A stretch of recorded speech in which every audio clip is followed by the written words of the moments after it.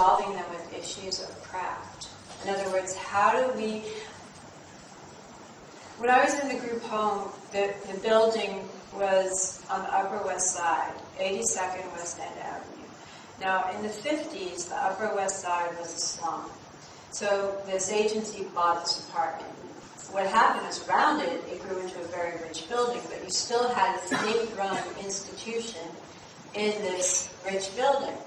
Now, the celebrities did not like us girls being there. We were too black, too Latina, too sexual, too messy, too punk, too this and that.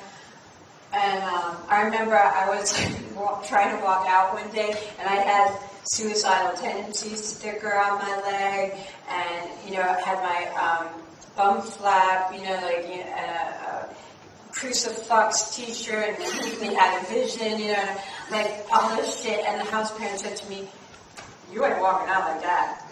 And I'm like, "Yes, I am. That is a free country. I know my rights. You can't tell me." You know, and my ass got pulled in. You know? Instead of just shutting the fuck up and taking off my shit like all the Catholic schoolgirls now, right? I had to like get out and shit.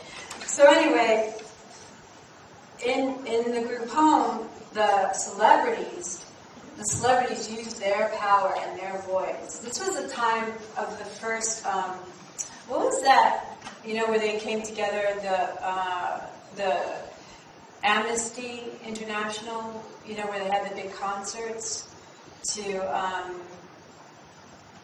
you know, fundraise, and you had everybody. So it's the idea that celebrities, what was it? Like Band-Aid.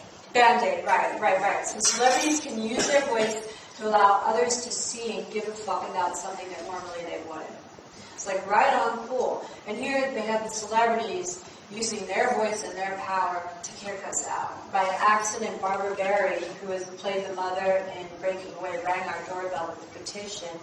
I was like, oh, I guess you don't want to sign this. Cloris Leachman got our sister group home. 320, shut the fuck down. You know, these are people who play the loving mothers.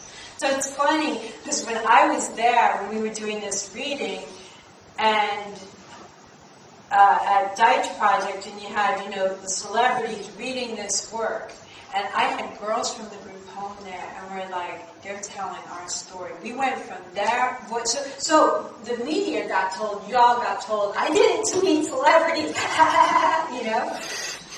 And I'll tell you, my experience, I mean, maybe I'm wrong, but my experience was I was there with girls from the group home watching the celebrities tell our stories, okay? They were giving voice and inviting people to give a fuck and maybe do something and seeing things that maybe they didn't know about before, right? That was like, that was empowering. That was amazing.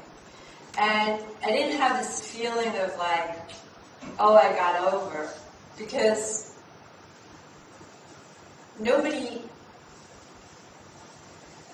I was invisible. And it needed to be that way, because I really got that no amount of attention could fix my hole.